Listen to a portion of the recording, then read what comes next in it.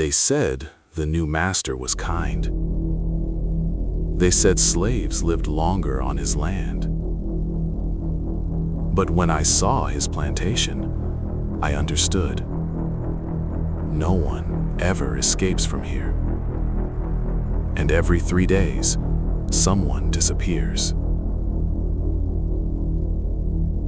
I was sold in the morning. The sun had barely risen, but the air was already heavy.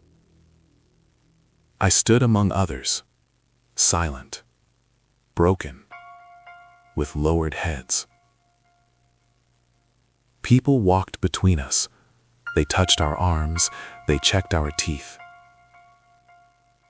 To them, we were livestock. That is when I saw him. He did not shout, he did not bargain, he did not smile.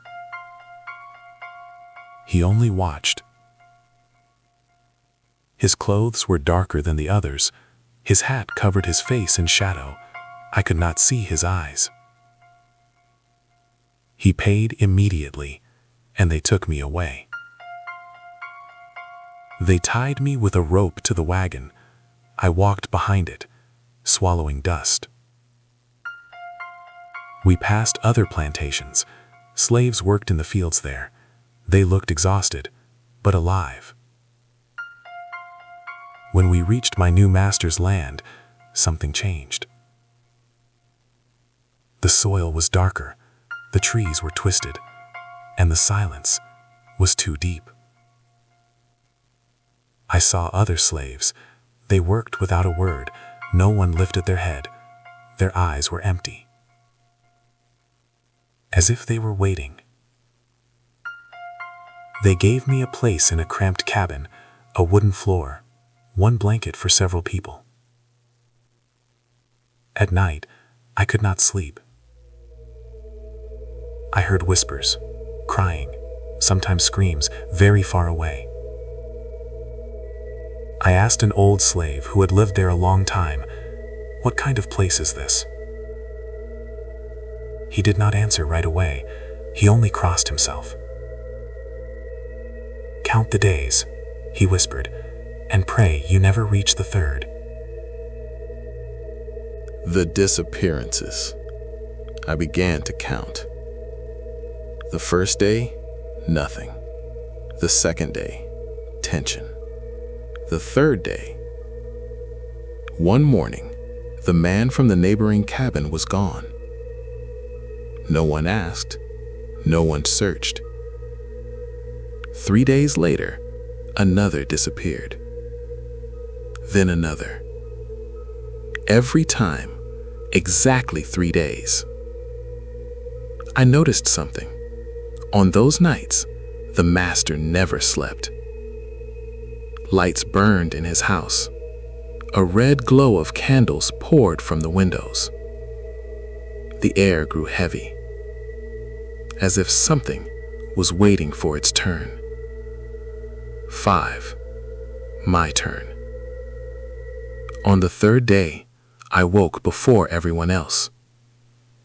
The rope was already on my hands. They led me to the master's house.